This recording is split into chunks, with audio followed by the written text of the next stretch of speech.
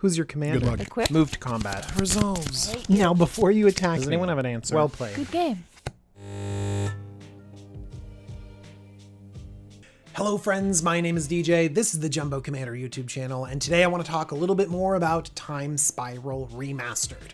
In my previous video, I talked about the top 10 reprints for Commander that you can pick up out of this set, but today I want to talk about the wonderful, gorgeous old frame inclusions in this set.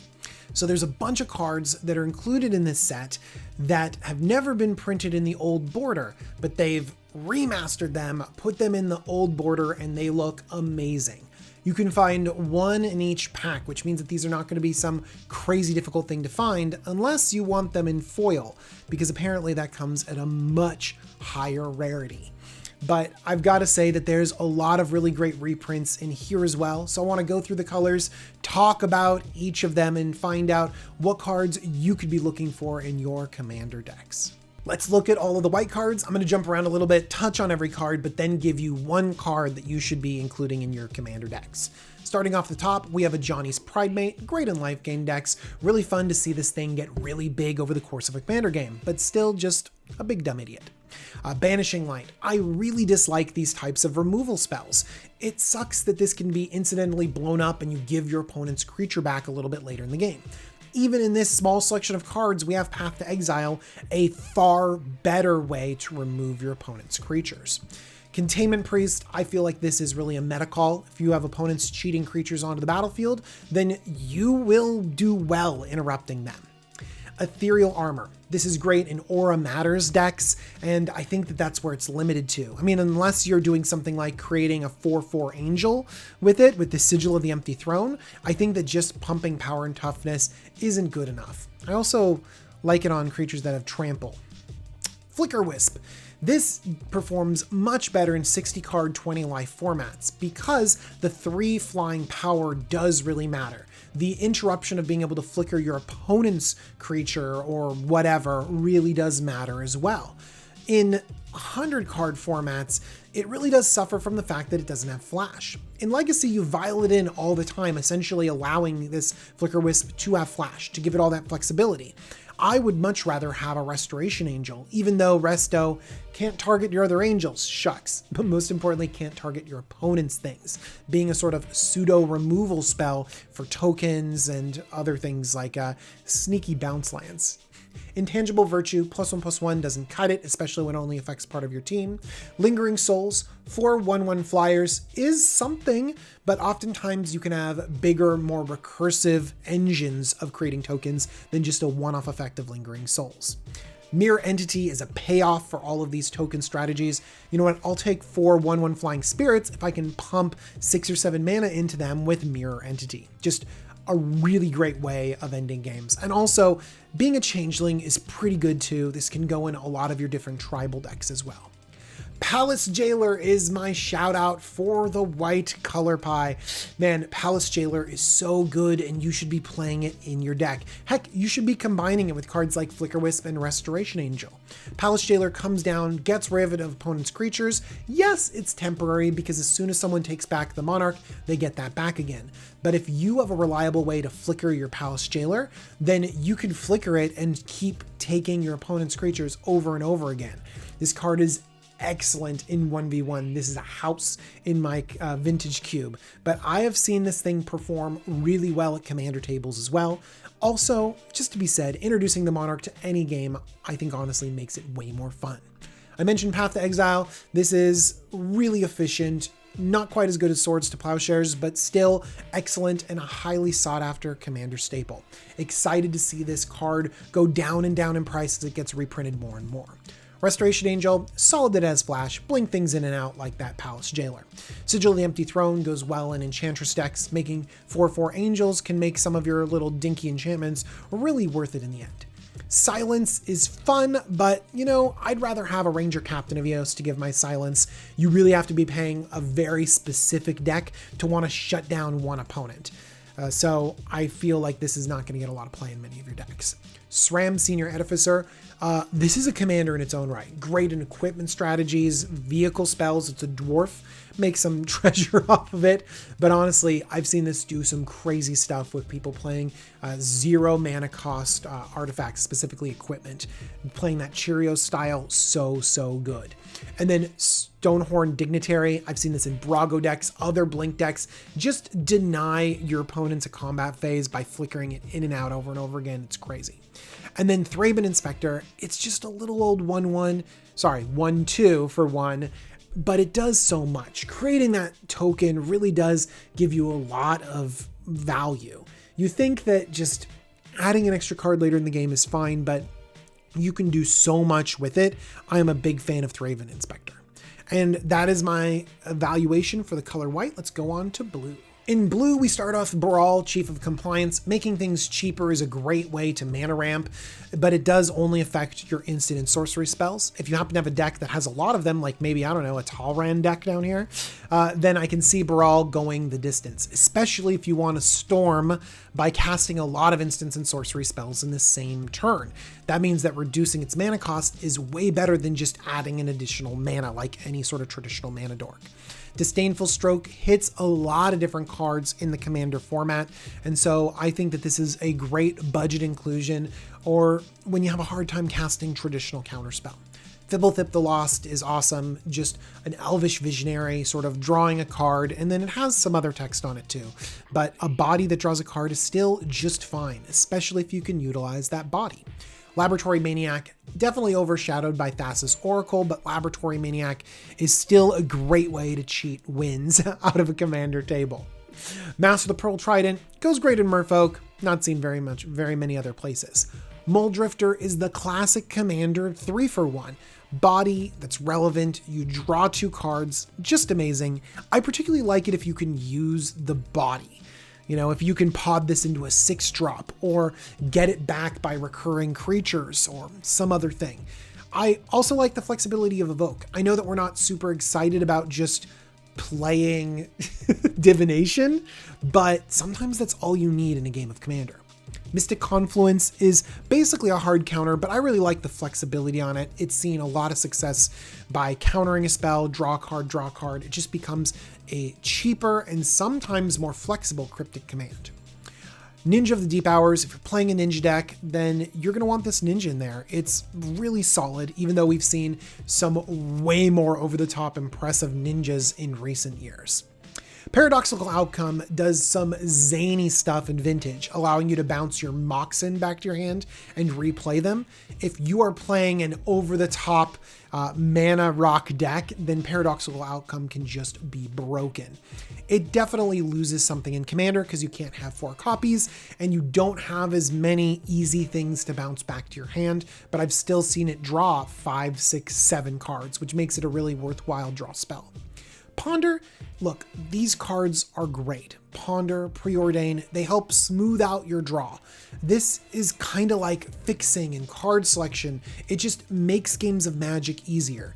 And you can even combine it with cards like Talrand to make a 2/2, which then makes Ponder insane instead of just very solid. I like Ponder as like sort of your vegetables. Like you should eat your vegetables, include Ponder, make your games of Magic smoother, and make sure you have what you need when you need it. Remand, this is going to be way better in 1v1 formats where the tempo matters. Tempo doesn't matter as much in Commander because we're later in the game, we have more resources. Sometimes when you remand something, it just doesn't really work, but you're not really down a card, you know? So I personally like Remand, and I think that there's enough big things like Expropriate where the tempo really does sort of time walk one of your opponents. Repeal, again, we have such big things in Commander. I feel like this doesn't hit as often as we want.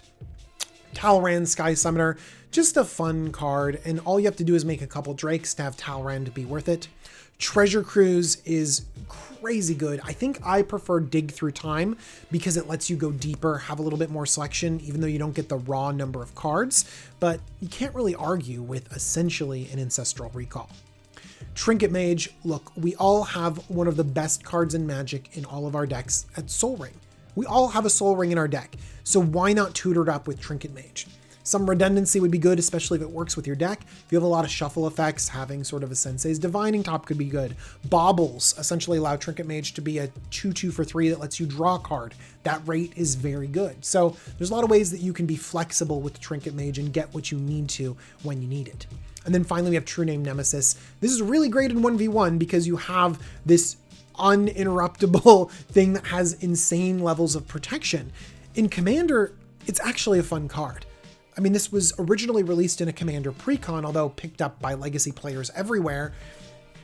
I love True Name Nemesis as a political card where you're like, okay, I just want to go at you. And it really remains, targetable by the other two players. So I think that more people should play True Name Nemesis, just they don't because of the price point of it and how it's just a random 3/1. It's not that good, but I do think it's quite fun.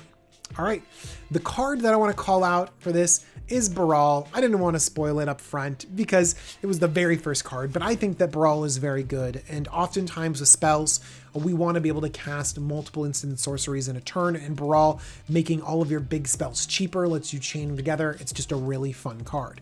By the way, looting when you counter something, yeah, that's excellent, because a lot of time a counter spell puts you down on tempo because you're using a resource to counter your opponent's resource, but then there's two other players that nothing bad happens to them. And so if you loot, you can sort of regain some of that lost resource disadvantage at the table. So Brawl is my pick in blue. Otherwise, let's go on to the black cards. Let's start off with Dismember. Now, this is extremely flexible because any deck can play it because it essentially only costs 1 generic mana.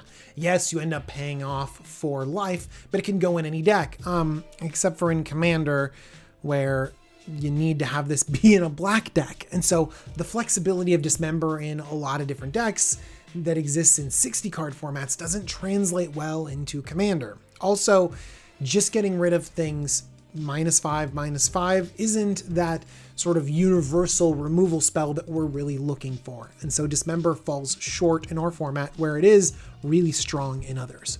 Grave Merchant of Asphodel, on the other hand, is amazing here because it drains each opponent and you gain that much life. It's so good. I see it a lot in decks that really have a high density of black mana symbols. I see it in zombie decks where you can just loop it and recur it over and over again. But honestly, you don't need a lot for Grey Merchant to just be a really great fireball effect. I'm a huge fan of it. Gurmag Angler is just big and dumb and cheap, and so in formats where big, dumb, and cheap makes sense, Gurmag Angler shines. Pauper shined like crazy, but in Commander, we're just not seeing this played very often. Harvester of Souls. Now this is a really interesting inclusion because it's not an expensive card.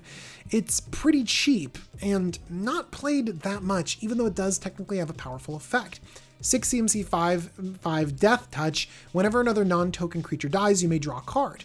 Now, we see this effect on 3 CMC creatures, even though we do often lose a life for each card that we draw. Also, this hits every creature on the battlefield, including your opponents. So really, this does have the strong likelihood of drawing you a lot of cards. I just feel like it isn't worth the payoff at 6 mana. You can't get this down really reliably. And so Harvester of Souls, I think, is a little bit of a miss in this slot. Leyline of the Void. This card is awesome because we really do need to interact with our opponent's graveyards. And I think Leyline of the Void wasn't seeing a lot of play because of its high price tag. Reprints here, bringing the price down, hopefully allowing us to interact with our opponent's graveyards because we need to interrupt that. Your opponents will have shenanigans going on in their graveyards, and so Leyline of the Void will always hit. Liliana's Triumph. I think that the big strength of Liliana's Triumph is that it costs 2 mana at instant speed, making it really strong for those situational effects at 60 card formats. Just when there's so many token strategies and incidental creatures in a Commander game, just a simple Edict effect doesn't cut it. I prefer Soul Shatter. It's 3 mana instead of 2. It's also instant speed, but you get rid of the highest CMC of creature or planeswalker, and I think I prefer that effect. Or, if we're going for something else, Virtuous's Maneuver. sorcery speed 3 mana, but you can pick and choose who sacrifices a creature and you get to grave dig a creature back. So it does sort of replace itself with a good creature. I much prefer that to Liliana's Triumph. Read the Bones is a card I love. 3 mana, scry 2, draw 2, lose 2. I really think that the extra mana is worth that scry 2 over things like Sign in Blood. Man, Read the Bones can get you down really deep. It really gives you that element of selection, and the life doesn't matter. I think this is a really great card, and I'm going to pick up as many copies as I can of it. Speaking of as many copies as I can, Relentless Rats. Let's just get all the copies into our deck, make a huge Rat King that can attack everyone. It's great. You know, I know that people love Ravenous Rats, but they'll always be somewhere in our heart for those Relentless Rats. Sanguine Bond combines with Exquisite Blood to make a very boring way to win the game. But honestly, if you have a life gain deck, Sanguine Bond can do a lot, because sometimes incidental life gain just happens, and sometimes we can just gain huge swaths of life. I have a life gain deck that you can just go crazy and gain a ton of life. So Sanguine Bond allows you to weaponize that, and that's really good. Shriekmaw, this evoke of killing a creature, is very good. It's a great rate for that, but the body on this actually makes sense. I love the fear because you can definitely threaten your opponent's planeswalkers. I like that a lot too. And I also like the ability to just get in some damage over and over and over again, especially if you can use this body. You flicker it, you sacrifice it, it's great. Stinkweed Imp goes in those Dredge decks. It's fine. I think the Dredge 5 is the biggest reason why you play Stinkweed Imp. Tasigur the Golden Fang. Now this is the version of Gurmag Angler that we would play. Unfortunately, it's very limited, needing to be in the Sultai colors, because these two Simic pips down here in the rules text mean that it's very restricted on where we can play Tasigur. But the activation of this is great. It dumps things in the graveyard, gives you stuff back. It's just another reason why you should be running Leyline of the Void. Thoughtseize, not really used in our format because it's a 1-for-1 against one opponent, and it becomes less useful at different times in the game. Really, it's a great tempo play in the beginning, interrupting your opponent's sequence of spells, but not really having that big of a place in Commander. Vampire Hexmage, this takes out Planeswalkers. There are a ton of commanders and different decks that revolve around +1/+1 counters, not only removing ice counters from your Merit Lage so that you can have a 20/20 indestructible. Yawgmoth Thran Physician, I love that this card is getting reprinted. The old frame looks great on it. Also, this just does so much. Free sacrifice outlet, yes, you're paying 1 life, but you have life to spare.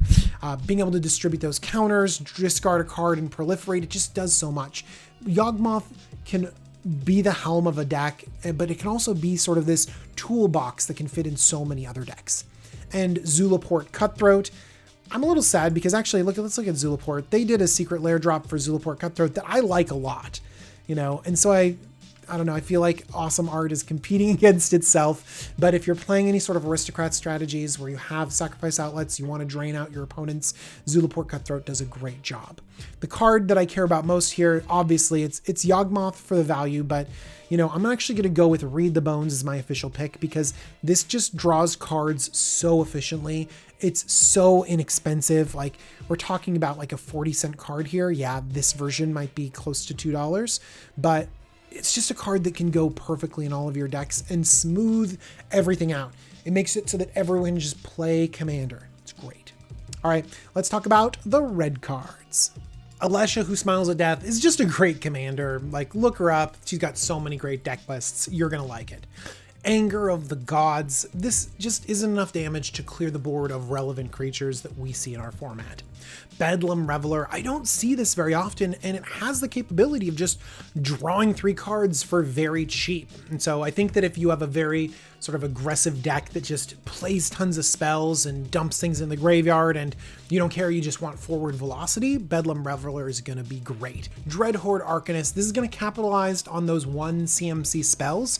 If you have a critical mass of them or a way to pump Dreadhorde Arcanist, then you're going to be able to play it. But honestly, this is way better in 60 card formats where you can have 4 of these so you can reliably flashback those relevant 1 mana spells. Atali, Primal Storm. This is the commander card we've been looking for. Atali is great, seeing tons of reprints in many different sets. Atali is fun, hits the top of everyone's library, this random like, oh, what's on top kind of game. But again, you're still playing cards off the top of your deck, and you know that your deck is stacked with great value.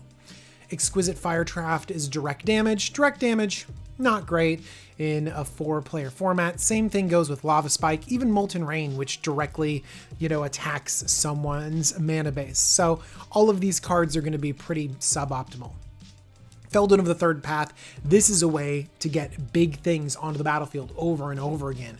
I've seen opponents just make Solemns or Wormcoil Engines over and over again. By the way, you don't exile the card in your graveyard, you just remake copies of it, and then you sacrifice them at the beginning of the next end step. So if you have something like a Wormcoil Engine, you're gonna be generating those death triggers too. Feldon is great value. Goblin Engineer. Now this is not a Goblin Welder, but it does come with a mini Entomb built into it.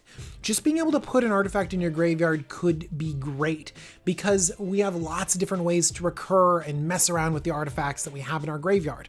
Goblin Engineer can just put a mana vault or something like that into your graveyard and then bam, swap it back onto the battlefield again and then swap it back out again. Just the utility is great. Kiki-Jiki Mirror Breaker just wins games with this Zealous Conscripts right down here, but just copying stuff, copying for value. Like, imagine all those value plays I had with Feldon. The same thing goes with Kiki-Jiki Mirror Breaker, plus the added potential of just winning out of nowhere. Lava Spike is 2 little impact, focuses on 1 player. Molten Rain, yeah, it can take out a non-basic land, but honestly, you're going to want to strip mine for that rather than paying 3 CMC, because honestly, the 2 damage doesn't matter that much. Monastery Swift Spear, better when you can have a critical massive 1-drops and you only have 1 opponent. Aggro not doing really well in our 4-player 40 life format. Past in Flames, now this is value. Now I would prefer a Mizzix's Mastery, where you can kind of make it big and automatically do everything, but just being able to selectively cast certain spells that matter can be really good, especially with the flashback costs, because then you can just dump this and worry about the value later. Temur Battle Rage, again, we don't have a lot of combat tricks in our format, but if there is a combat trick that works, it's this doubling up effect, this and Berserk and some of these other things that issue do double strike. So Temur Battle Rage is on the fringes but could be playable. But Vandal Blast, oh Vandal Blast, this card is so good. Flexible, 1 red mana, kill the thing you need to kill, or an easy 5 red mana to do a 1-sided artifact board wipe. Just one of the best red cards out there. I can't talk bad about Vandal Blast. It's so good. Young Pyromancer. This is a little bit of an older card. It doesn't have that prowess trigger or that Monastery Mentor create something at a non-creature spell. So Young Pyromancer just triggering off of instants and sorceries feels dated. It feels like we could get better, but let's not discount it, because creating a couple 1/1s means that this body and this mana cost could be quite good. And finally, the card in red that you should be playing right here is Zealous Conscripts. Look, threatening something, taking a creature is fine, because there's so many powerful creatures in Commander. People regularly are dropping Eldrazi and big things with attack triggers and, Atalis and stuff like that. So stealing something is just great. But along with that, you have the combo potential, which is fine. But the fact that Zealous Conscripts can steal any permanent really takes it beyond all of these other threat and effects. I love taking artifacts. I love taking planeswalkers. Stealing an ultimate from a planeswalker with a Zealous Conscripts is a feeling that cannot be reproduced. It's so good. You just need to run Zealous Conscripts in all your decks so that one day you can experience that feeling and just win. Just feel joy for weeks on end. It's that good. In green, we have Ancient Stirrings, just a great way to go 5 deep, especially if you just want to grab another land. But if you have a critical mass of, colorless spells like artifacts, things like that, then you can kind of get a little bit of selection. Again, much better when you're looking for that Karn or that Wormcoil engine in Modern, especially because green is not really the color of artifacts, so Ancient Stirrings doesn't see a lot of play in our format. Beast Whisperer. This little elf druid is a card generating machine.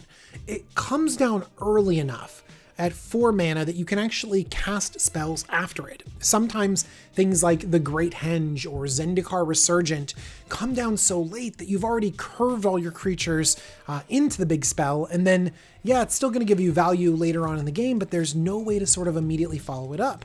Beast Whisperer doesn't succumb to that.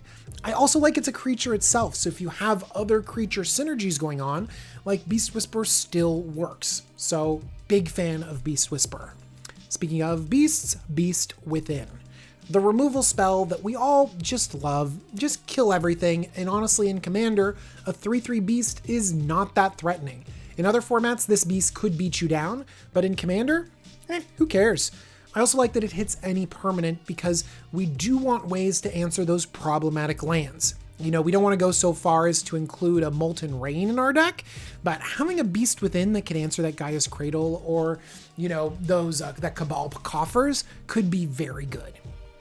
Become Immense is not immense enough. +6/+6 just doesn't cut it. We want to double with Temur Battle Rage or, give Double Strike or Berserk something. So I think Become Immense falls a little bit short. Courser of Crufix, whenever you can play things off the top of your library, that is card draw, it's amazing.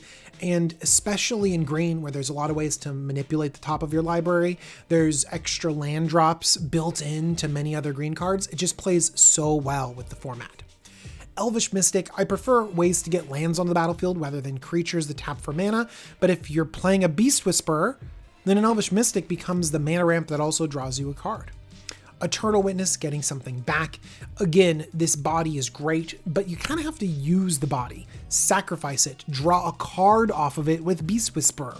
That's where you're going to see a lot of value for Eternal Witness. Otherwise, it's just a regrowth effect with an inconsequential body, so use it. Speaking of using the body, Evolutionary Leap. Sacrifice a creature to just go to the next big creature in your deck. I'm a big fan of Evolutionary Leap because it's that sacrifice outlet. It's a cheap sacrifice outlet. I really wish it was a free sacrifice outlet, but being able to just automatically get a relevant card as you change in your slowly growing irrelevant creatures is great. Because Elvish Mystic can help you ramp in the early game, but in the late game, you're just going to want to cycle it away with Evolutionary Leap. Now, the kind of ramp that I like is Farseek. You just get a land straight on the battlefield for cheap. And this lets you get dual lands because it searches for a plain, island, swamp, or mountain, notably not a forest. But you can get shocks, you can get duels, things like that. You can get triomes. Man, Farseek is great. Nature's Claim, cheap way of getting rid of an artifact or enchantment. Again, I like if it's built onto a creature because you can sometimes use that creature body. See Reclamation Sage. Reclamation Sage right there. I think that sometimes with Nature's Claim, we would prefer Force of Vigor. I think we would prefer like a Force of Vigor where you can get 2 things and have the lowered mana cost flexibility. Primeval Titan is amazing, so amazing that it's banned in Commander. Sorry, Prime Time. And also, they give this awesome reprint, and they just introduced another amazing looking reprint. Like, come on, give some of the other cards a chance to be awesome. Reclamation Sage I mentioned, taking things out is great. Sylvan Scrying, sometimes you want to get a specific land, and when you do, Sylvan Scrying works, although I would prefer like Tempt with Discovery or a Pyr's Whim, one of those cards, because it has a little bit more of an impact than just cycling to get a land. Thragtusk, big dumb creatures aren't as good as in our format. Our big dumb creatures need to do more, specifically replace themselves. And replacing yourself with a 3/3 isn't good enough, as we saw with Beast Within here. Finally, Time of Need is a very limited creature tutor. It only goes after those legendaries, but hopefully, it's a cheaper tutor. Yeah, $2, definitely. By the way, not this version. This version isn't $2. This version is $5. But, hopefully you can go and get exactly what you want. But there's a ton of creature tutors in green, so it's really not taking over a space that we really need. The card I'm most excited about in green has got to be Evolutionary Leap. Look, the value is there. I know that you get guaranteed a card off of Beast Whisper, but man, just cashing in your creatures to dig deeper to something big and relevant in your deck is so good. And just think that you've constructed your deck, so you know the creatures in there, and so you know what you have to sacrifice to get to what you need to keep the game moving. Loving Evolutionary Leap. Abrupt Decay is solid, but it only hits things 3 or less, so we're going to lean towards Assassin's Trophy, even Putrefy over Abrupt Decay, just because it doesn't hit what's relevant in our format. Arcades the Strategist is a solid commander, just like, Alicia or any of the other commanders. If you like it, play it. Bloodbraid Elf. Cascade is such a fun mechanic. I'm surprised Bloodbraid Elf doesn't see more play. Just put it in your Cascade decks. It's just fun to Cascade. I don't think that the 3/2 body's that relevant, but Cascade! Cloud Shredder Sliver. In Sliver decks, this is one of the best Slivers out there. It's just 2 mana, and it gives 2 of the most amazing abilities. Evasion, and the big one is Haste. Haste lets you do your broken things faster, and with Slivers, that's very important. So this is just the best Sliver in getting an awesome reprint. Consuming Aberration. This is a fun card in all of those mill decks, but really is just a big dumb creature in its own right. I love it in Phoenix. I love it in just any sort of mill deck, and honestly, it's just a fun big dumb card. Dovan's Veto is the classic Azorius card, saying no and won't have you saying anything about it. Epic Experiment is a really fun X-Spell, but honestly it falls short of Villainous Wealth and Genesis Wave, other sort of bigger, more impressive X-Spells out there. And so I think that there's a home in a lot of Commander players' hearts out there, but it's not going to reach the power level of some of these other X-Spells out there. Feather the Redeemed, just really close to Arcades the Strategist. Very specific strategy, but a very fun one. And if you're playing it, you got an awesome new art for your commander. Grenzo, again, another very specific strategy and another great reprint. Knight of the Reliquary, this is mana advantage in your green and white deck. I love that it gets any land. That is so good. Getting those Strip Mines and Gaia's Cradles and very specialized lands that you can use against your opponents. This is just a great card, and I don't think it sees enough play. Partially because, honestly, these are not the right colors all the time. Like I see a lot of Lands Matters touching into black and red and even blue. My own Land Matters deck is Sultai, and Knight of the Reliquary just doesn't fit in. So, but you know what? We play lands in all of our decks, and so Knight of the Reliquary could be a solid inclusion in yours. Lavinia Azorius Renegade. This is a fun hate bear. Fun? Why did I call Lavinia fun? That's not good. Anyways, just punish your opponents for all of their fast mana with Lavinia. I think it's great. Mortify, not excited about this because I like Anguished Unmaking and a lot of other Despark, a lot of other black-white removal spells more than Mortify. Prized Amalgam, this is much more used in 60 card formats where you can have 4 of them and reliably bring them back, and where 4 3/3s pressures your opponent's life total quite well. Kasali Pridemage is fine. I prefer Reclamation Sage because I like to keep my creatures alive to do something with it a little bit later. It stinks that Kasali Pridemage costs 3 and then you don't get the creature if you want to remove the thing. Rakdos Charm. Oh, be still my heart, Rakdos Charm. So good.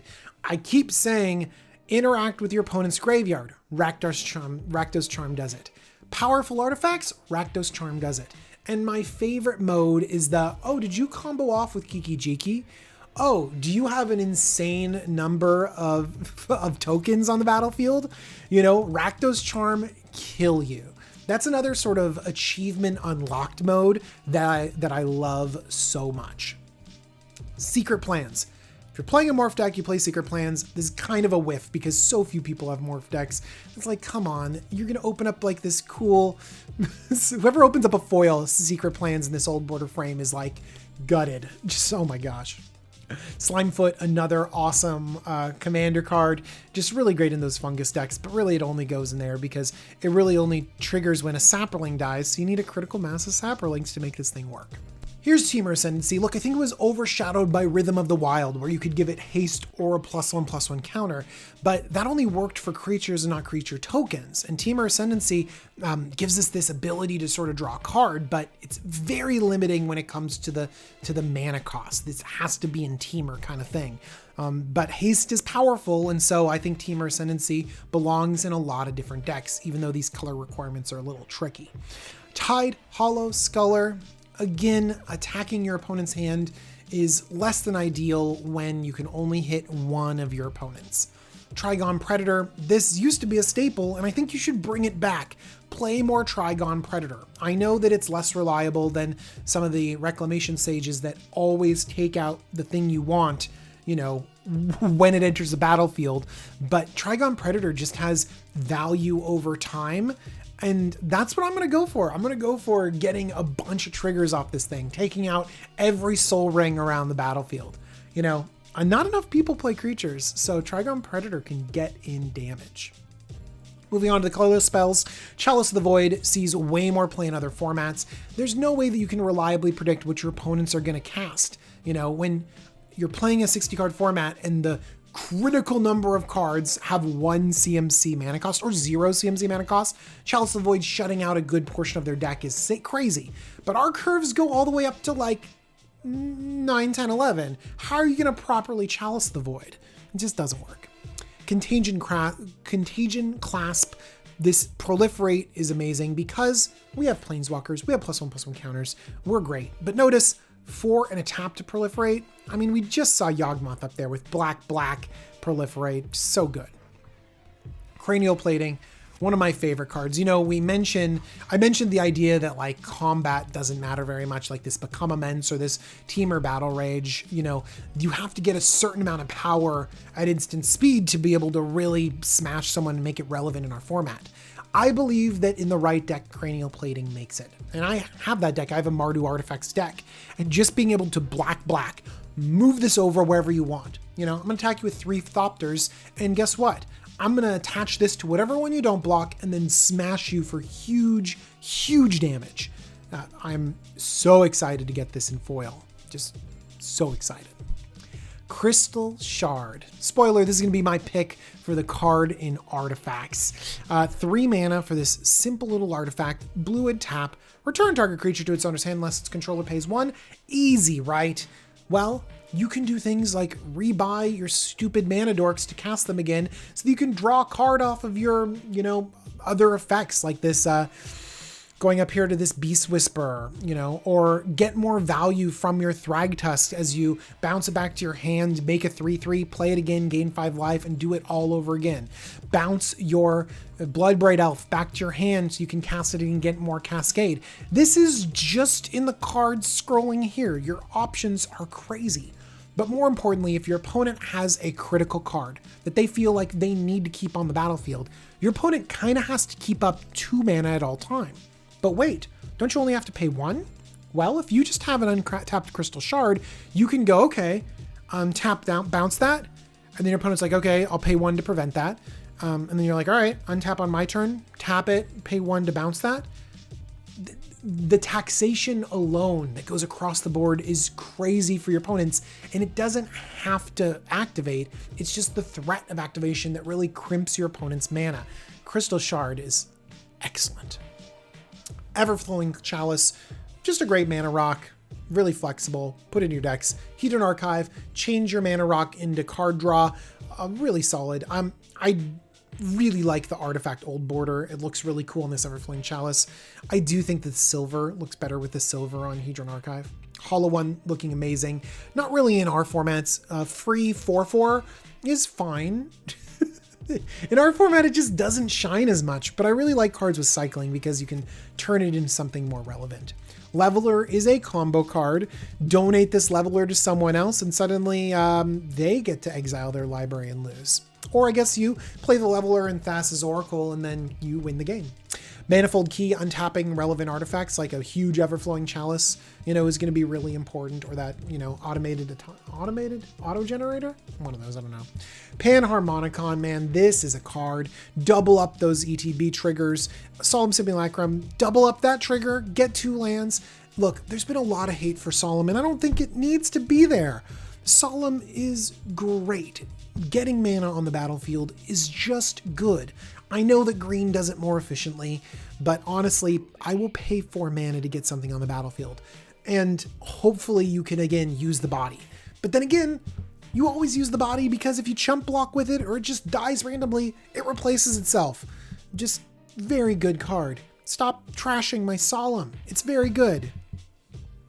Sorcerer's Spyglass only hits one opponent, so not a big fan of it.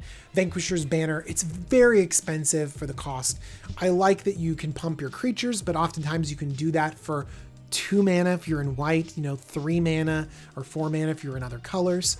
And then whenever you cast a creature spell with a chosen type, draw a card, that's totally fine. But like I mentioned with Beast Whisperer, the more expensive that is, that mana cost is, the less relevant Vanquisher's Banner becomes because you would have deployed a lot of your stuff before then. Again, my shout out is going to be this Crystal Shard, although that Pain Harmonicon and Solemn are just amazing. Let's look at the lands and then we're almost done. They did 1 land of each color. Ancient Den in white. I'm just going to scratch my chin about this one. It's part of a cycle. I don't know. You could have done a Myria or, Flagstones of Trokir, or I don't know. There feels like there's a lot of better options in white than Ancient Den. Arch of Orazca, yeah, I like this. I've seen it work in a lot of different decks. Blighted Woodland, I've seen this work really well in a lot of decks too. Be ramp on a land is really good, but my favorite is Bojuka Bog. Get those graveyards out of there with Bojuka Bog. Field of Ruin is fine. Strip Mine is better. I hate that this is activating, and I hate that your opponent can still get a basic. Mystic Sanctuary is one of the best new common islands. It's an island for some reason, tutorable, allowing you to set up the top of your library. That's also crazy in our format. Just, I'm going to put whatever I want on there. Recurring things. It's just a crazy land. And its cost to include is so low. It's just so good. Ramming Up Ruins doesn't do enough, even though it does do 2 damage to each opponent. I like that. Sacrificing a land to do 6, that's some reach, especially if you double or triple up on the deserts. Wastes, yeah, good looking wastes for all those colorless decks out there, those Kozilek decks. Lotus Bloom, that's for Storm. Are you really storming? Shame on you. And that is my review of the Time Spiral Remastered Time Shifted cards. Look, I love these cards. They have amazing art, and there's a ton of them that are useful in different formats. Tell me in the comments down below which one of these cards is the best, which ones you're putting in your decks. I would love to know. And actually, do you even like this style of treatment? Do you like the throwback to the old border frame? Please, please tell me. And I want to thank you all for watching. I want to thank Cool Stuff Inc. for sponsoring this video. If you use the coupon code JUMBO5, you can get some Time Spiral Remastered cards from their site. Save some money. I also want to thank my patrons. They're amazing and they support me every single day. Thank you. All right, I'll stop scrolling. Hopefully you guys enjoy this. Thank you so much for joining me. I'll see y'all soon. Bye-bye.